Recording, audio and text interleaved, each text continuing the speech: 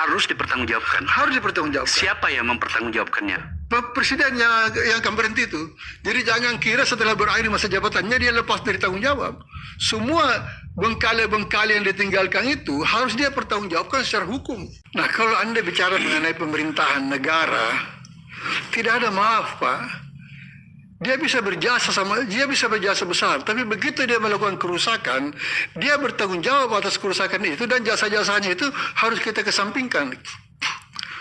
Kalau bicara jasa kepada negara ini, Pak, apa yang kurang dari Bung Karno?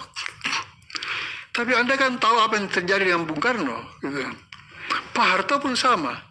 Jadi jasa-jasa itu akan batal oleh kesalahan-kesalahan besar yang dilakukan oleh seseorang pemimpin. Karena ini soal pemimpin. Kalau dia bukan pemimpin, masalah biasa, masih Anda bisa bagi. Oh, ini jasanya, ini kebaikannya. Kalau pemimpin tidak bisa. Karena pemimpin itu disumpah untuk berbuat baik. Begitu dia gagal berbuat baik, dia melanggar sumpahnya sendiri. Itu persoalan. Jadi, ya bagaimanapun juga kalau dicari-cari mesti ada saja kebaikannya.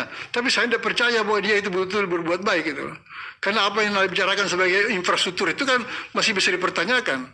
Ya, yang mangkrak berapa? Manfaatnya buat rakyat apa? Ya, faktanya infrastruktur, Anda bicara infrastruktur, ekonomi kita berantakan.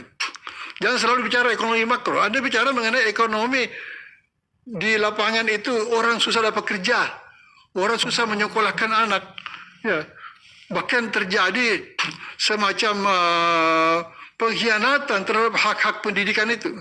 Kita salah menghadirkan pemimpin. Ini faktor manusianya, Pak. Jadi ini bukan ini bahkan menurut saya lebih berkenaan dengan kepribadian, dengan karakter. Kita salah pilih. Kalau mau disebut seperti itu.